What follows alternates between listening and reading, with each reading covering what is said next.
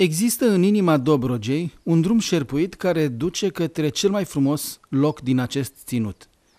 Pare a fi un peisaj de poveste, în care secretele și misterele așteaptă să fie dezvăluite. Splendoarea lui te copleșește încă din momentul în care a apărut primul gigant calcaros. Zidurile calcaroase pe care le vedeți în jurul meu s-au născut acum câteva miliarde de ani. Atât le-a trebuit să ajungă la formele și dimensiunile spectaculoase pe care le vedeți acum. Ele vor fi de altfel și ghizii noștri pe tot parcursul traseului, pentru că știu cel mai bine ce s-a întâmplat aici.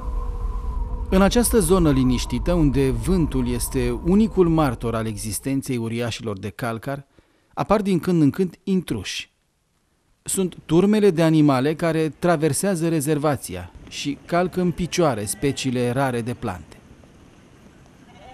Marea problemă este că turmele de animale care pășunează în zona cheilor Dobrogei distrug speciile rare de plante care se află aici, în zonă.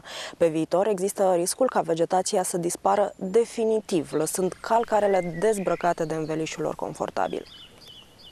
Aproape 600 de specii de plante mediteraneene și de stepă își au casa în cheile Dobrogei. Tufărișurile de tip mediteranean cresc numai în văile puțin adânci, precum aici.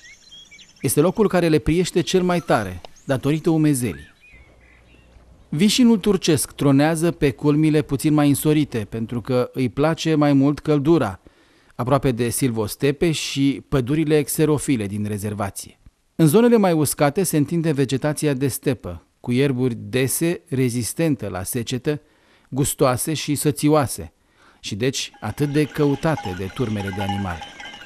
Câțiva ciulini au strâns harnicele albine pe lângă ei, în căutare de polen.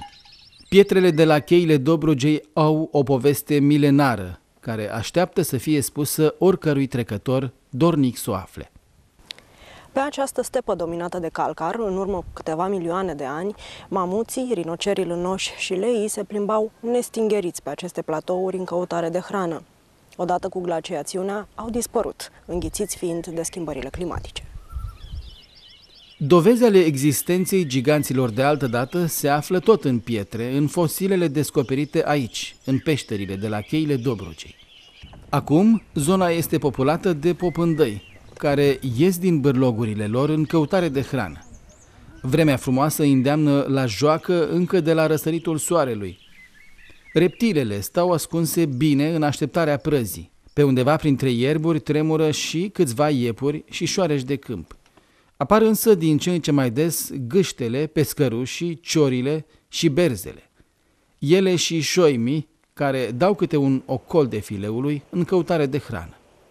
Delimitat de platourile calcaroase și greu încercat de seceta din ultimii ani, curge liniștit firavul fir de apă, Valea Miresei. Drumul lui este lung și întortocheat, șerpuind timid prin defileul cheilor.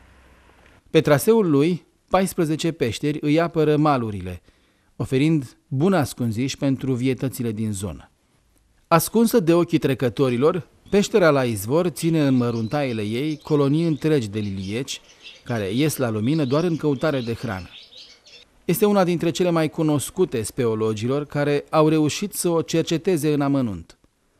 Mergând mai departe pe Valea Cheilor, privirea trecătorului este furată de giganții de calcar, aflați aici din vremuri neștiute. Sunt depozite omogene, groase, predispuse la karstificare. Trupurile lor iau forme din cele mai neobișnuite și domină împrejurimile cu măreția lor. Calcarele de aici sunt din Jurasic și Cretace, chiar înălțimea lor poate ajunge chiar și până la 30 de metri. Mare atenție dacă le escaladați, pentru că pot fi înșelătoare și alunecoase. Printre pâlnii, potcoave și piramide, forme pe care le poți vedea doar aici, se află și două turnuri de strajă de milioane de ani. Localnicii le numesc Moșul și Baba. Dacă vă uitați cu atenție la cele două stânci din spatele meu, o să vă dați seama și de unde le vine numele. Practic, stânca mai mare este Moșul, care o ține delicat la pieptul lui pe Babă. Apa și vântul sunt cele care au dus la sculptarea formelor spectaculoase ale acestor două stânci, care stau de strajă aici, la cheile Dobrogei. De altfel, întreaga zonă a fost supusă unui amplu proces de eroziune care a dus la crearea văilor și a cheilor.